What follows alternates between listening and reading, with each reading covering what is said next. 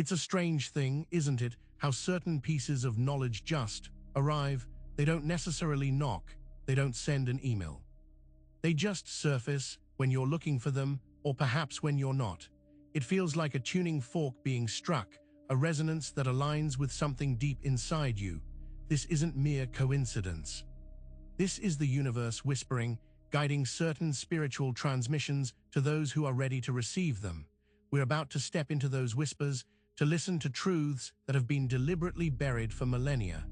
Ancient texts, long dismissed as myth, hold the keys to secret covenants, powerful agreements forged with primordial entities. These aren't just stories, they are blueprints passed down through generations of elite families, subtly shaping the very fabric of our history. They bind us, often without our conscious awareness, to specific energetic matrices. But understanding these patterns, recognizing the inherited energetic curses, is the first step. It's the signal that true spiritual sovereignty is within reach, waiting to be reclaimed. And real quick, make sure to subscribe and hit the notification bell for more videos. Now let's keep going. There's a hum in the background of existence, a low frequency that predates recorded history. It's the echo of primal beginnings, the faint reverberation of covenants made when the world was still young and malleable. These were not casual agreements. These were soul-deep pacts, struck between humanity's earliest ancestors and entities that existed before the conventional forms of gods and demons. Think of it like a foundational handshake, a promise etched into the very energetic blueprint of our species. This echo carries through time, carried within bloodlines, imprinted on the collective unconscious. It's as if humanity, in its nascent state, sought power, seeking guidance from forces that understood the deeper mechanics of reality. But power always comes with a price. These primal echoes aren't just whispers of forgotten strength. They're also the subtle threads of obligation, weaving a tapestry of influence that we often mistake for our own destiny. What was the true cost of these early bargains? The breath you take, the thoughts you think, even the very structure of your DNA might be subtly influenced by these ancient assurances. But what happens when those original terms are twisted, when the intent of the covenant is corrupted over vast stretches of time? We're about to uncover how these foundational agreements became the unseen chains that bind entire lineages. The history of power is, in large part, the history of blood. Certain families, those who have navigated the currents of influence for centuries, carry more than just titles and estates. They carry a lineage, a specific energetic signature that has been carefully cultivated and passed down. This isn't about simple genetics. It's about the energetic imprint, the spiritual inheritance that flows through generations like a hidden river. These bloodlines are often tied to specific covenants, pacts made with entities of ancient power. Imagine a contract signed not with ink, but with the very essence of their ancestors, binding their descendants to a particular energetic matrix. These are the entanglements that dictate not just worldly success, but also spiritual direction, sometimes unknowingly steering souls towards specific paths, or perhaps into specific traps. This idea of a serpent seed isn't just a mythical concept. It speaks to a lineage that carries a sophisticated and often adversarial knowledge. It's about understanding how certain genetic and energetic predispositions can be leveraged, how ancestral karma can become a tool for manipulation by unseen forces. The implications are staggering. Are we merely pawns in a game played out across generations, our destinies preordained by agreements we never knew were made? Within the labyrinth of esoteric knowledge, certain symbols serve as potent keys, unlocking not just hidden chambers of information, but also dormant aspects of ancestral power. These are the Gotic seals, intricate sigils believed to be imbued with the essence of specific entities. For centuries, they have been associated with the summoning and manipulation of spiritual forces, but their purpose goes deeper than mere invocation. For families who have preserved this knowledge, these seals are not just symbols of external power, they are direct conduits to the spiritual inheritance within their own bloodlines. They are the markers of agreements, the energetic signatures that allow certain individuals to tap into the power that their ancestors bargained for. Think of them as ancestral keys, handed down carefully, each one a unique identifier for a specific spiritual resource or obligation. When these seals are activated, it's not simply an external force being called upon. It's an internal resonance, a recognition of a pact reaffirmed, a power that is, in a very real sense, theirs by inherited right. But what happens if these keys are misused, or worse, if the original intent of these seals has been profoundly corrupted? The architecture of spiritual control is far more complex than simple good versus evil narratives suggest. At its core lies a sophisticated hierarchy, a structure of influence designed to manage and direct not just human affairs, but the very flow of spiritual energy. These are the architects, the beings who have meticulously crafted pact systems that have subtly dictated the course of civilization for millennia. They operate on principles that transcend our immediate understanding of morality, focusing instead on balance, exchange, and the intricate management of energetic resources. Their systems are designed for sustained influence, for a perpetual cycle of engagement and control. Understanding this infernal hierarchy isn't about confronting monsters. It's about recognizing a sophisticated system of governance that has been imposed upon humanity. It's about seeing how established power structures, both temporal and spiritual, are often reflections of these ancient pacts. The goal is not always overt destruction, but rather a subtle, pervasive redirection of spiritual potential. What happens when we realize that the very systems designed to guide us are actually designed to harvest us? The spiritual landscape is riddled with illusions, carefully constructed deceptions designed to obscure fundamental truths. Among the most pervasive are the concepts of gods and the inversion of their true names. What we perceive as divine might, in many cases, be a carefully crafted representation, a mask worn by entities that operate with different intentions. True divine names are not mere labels, they are potent frequencies, keys to unlocking specific aspects of creation and consciousness. When these names are inverted or deliberately misrepresented, their power is distorted, their essence corrupted, and their connection to the original source is severed. This inversion is a fundamental tactic in a grand deception, a way to control spiritual energy by misdirecting its flow. Consider the names of entities revered for centuries. Are they truly as they are presented, or are they echoes of something far older, their true identities stripped away and replaced with something more palatable or perhaps more controllable? This isn't just about semantics. It's about recognizing how profound lies can be built into the very foundations of belief systems, creating a spiritual landscape where genuine power is hidden in plain sight, masked by layers of deliberate misdirection. How does this deception impact our ability to connect with our own innate divinity? The cube, a symbol of order, solidity, and structure, holds a profound and often unsettling significance in esoteric cosmology. It is more than just a geometric shape. It represents a fundamental building block of certain manifest realities, and in some contexts, a deliberate architectural element of a conscious prison. This isn't about a physical cage, but rather an energetic and psychological confinement, a system designed to limit perception and control consciousness. The black cube in particular speaks to a stark, unfeeling order, a geometry that absorbs light and awareness, reflecting a reality devoid of the expansive, boundless nature of true spiritual freedom. It is the ultimate expression of containment, a framework within which souls can be processed and managed. When we encounter this geometry in significant places or symbolic representations, it's not accidental. It's a signal, an indicator of the very framework that governs certain aspects of our existence. It's the blueprint of a system that prioritizes control over liberation.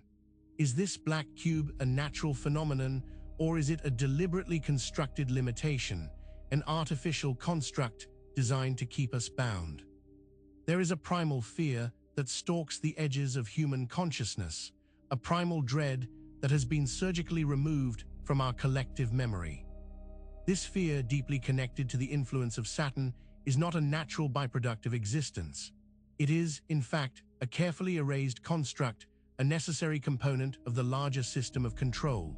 Saturn, often depicted as a stern, limiting force, represents a binding principle, a force that seeks to impose order through restriction and the suppression of what is wild and free within us.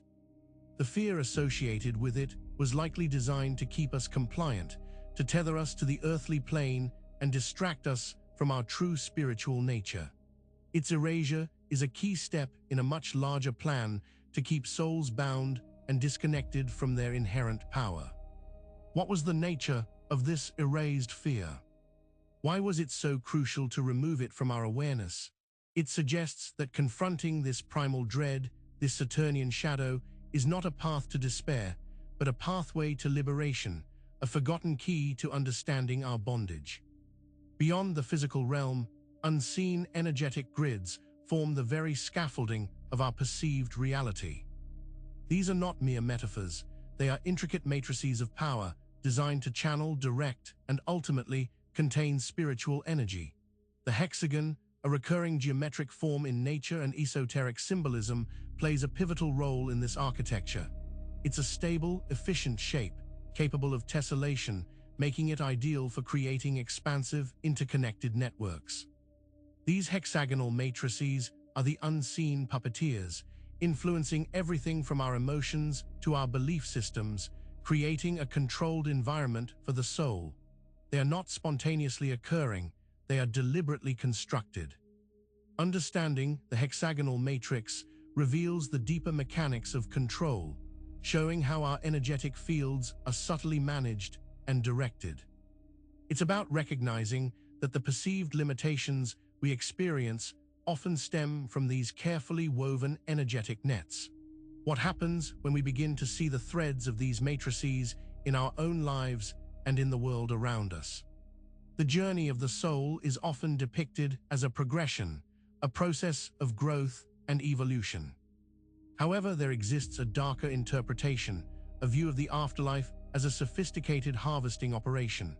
This is the cycle of spiritual debt, where the essence of souls is systematically collected and recirculated, ensuring a perpetual flow of energy for unseen entities. It's a cosmic accounting system where existence itself is a form of loan and the repayment is the very essence of one's being. Each life, each experience, serves to accrue a certain type of debt, which is then collected upon leaving the physical form. This cycle is not a natural death. It's a managed transition, a transfer of harvested energy back into the system, ensuring that the machines of control continue to run. The concept of reincarnation, often presented as a chance for growth, can also be seen as a mechanism for this continuous harvesting, a way to ensure a steady supply of spiritual resources. How does this cyclical debt bind us to a system that is not designed for our liberation? Ancient wisdom traditions, particularly Gnosticism, offer profound warnings about the nature of reality and the entities that govern it. These texts speak of a demiurge, a creator deity who, while powerful, operates from a place of limitation and deception.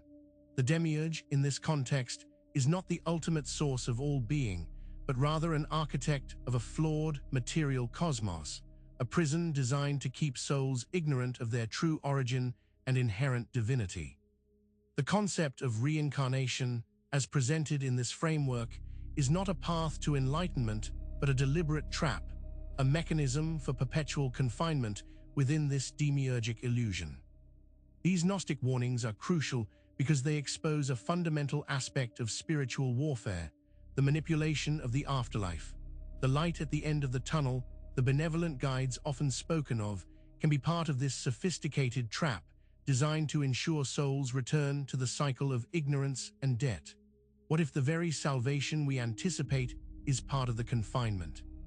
Within the esoteric traditions, certain texts are considered keys, not just to power, but to understanding the fundamental architecture of hidden systems. The lesser key, refers to a collection of such ancient grimoires, detailed guides that reveal the mechanics of pacts and the entities involved. These are not mere superstitious relics. They are profound treatises on energetic manipulation, detailing how covenants were forged and how their influence persists. For those initiated into these secret sciences, these texts offer a way to analyze, understand, and even renegotiate the ancient pacts that bind them. The Lesser Key is more than just a collection of spells. It's a manual for understanding the energetic contracts that have shaped human history. It reveals how specific entities, through carefully constructed pacts, have maintained their influence over generations. By deciphering these ancient agreements, it's possible to identify the loopholes, the forgotten clauses, and the inherent weaknesses within these binding contracts. But what are the true dangers of interacting with these keys, and what was the original purpose of their creation? The true sciences, those dealing with the fundamental energies of existence, have been systematically suppressed throughout history. Magic, in its purest sense, is not about parlor tricks, but about understanding and manipulating the energetic forces that govern reality. Heretical texts and banned magical practices represent the remnants of this suppressed knowledge, fragments of a science that once allowed for direct communion with the divine and mastery over the material world. These forbidden arts hold the secrets to breaking free from imposed limitations, for they understand the energetic architecture that binds us. These aren't simply stories of dark rituals. They are records of profound spiritual and energetic understanding that were deemed too potent for the masses. They offer a glimpse into a time when humanity was more directly connected to the fundamental forces of creation, before these sciences were labeled as dangerous and driven into the shadows. What powerful truths lie hidden within these suppressed writings? The echoes of the past are not inert. They can be bound, manipulated, and even reanimated through specific rituals. Necromantic rituals, often misunderstood as solely about communicating with the dead, are in fact deeply concerned with the binding of residual energies and ancient power. They represent a manipulation of the soul's energetic imprint, allowing for its re-engagement or its influence upon the living. This is about harnessing the power that lingers, the energetic signatures left behind by intense experiences and ancient covenants. These are not acts of pure malevolence, but rather powerful, albeit dangerous, attempts to access and control profound energetic forces. By binding these echoes, practitioners can tap into ancestral power, forgotten knowledge, or even influence the destinies of future generations. It's a way of interacting with the energetic debt of the past, attempting to leverage it for present gain. But what does it truly mean to bind the echoes of the past, and what are the long-term consequences for both the binder and the bound? Many of the figures we now recognize as demonic were once revered deities in ancient pagan cultures. The transformation of these divine beings into figures of fear and subjugation is a deliberate act of inversion, a strategic rewriting of spiritual history. When Christianity spread, it often absorbed or demonized existing pagan traditions, twisting their symbols and reinterpreting their powers in a negative light. This was a powerful tactic, not just for religious dominance, but for severing humanity's connection to older, earth-based spiritual systems and their inherent power. The inversion of power made these once revered forces into tools of fear and control. By converting benevolent or neutral deities into malevolent demons, a new hierarchy was established, one where submission to a singular, dominant power was emphasized. This reframing served to neutralize ancient sources of power and replace them with a system designed for obedience. How does this historical inversion continue to shape our understanding of spirituality and true power today? The visual language of ritual is not arbitrary. The robes, altar designs, and specific gestures are not mere theatrical elements. They are potent visual anchors, designed to focus intention, direct energy, and solidify the energetic imprint of a ritual.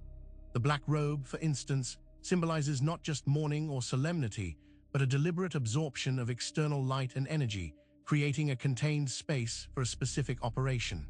Similarly, cube altars represent a grounding of spiritual forces within a specific geometric framework. These visual cues are crucial for tuning the consciousness of the participants and aligning them with the intended energetic outcome. These symbols are ancient and cross-cultural, indicating a universal understanding of how visual representations can mediate spiritual and energetic forces. They are the keys that unlock certain energetic states and make the unseen tangible, solidifying the pacts and intentions being enacted. What is the purpose of these visual anchors, and how do they serve to bind individuals to the systems they represent? The path to true spiritual freedom lies in understanding and actively dismantling the energetic structures that bind us. Reclaiming sovereignty is not about acquiring new power, but about recognizing and reclaiming the inherent power that has been obscured by layers of inherited obligation and imposed systems. This means confronting the bloodline covenants, the ancient pacts that have, often unknowingly, dictated the spiritual trajectory of entire families and, by extension, entire civilizations. It's about breaking the energetic chains passed down through generations, severing the ties to external control. This process involves deep introspection, an honest examination of inherited beliefs and energetic imprints. It is about consciously choosing to step outside the predetermined paths and reclaim one's own divine essence. But how do we concretely break these ancient covenants, and what is the true nature of the sovereignty we are reclaiming? Make sure to subscribe for more videos and hit that notification bell so you never miss a new video. We'll see you in the next one.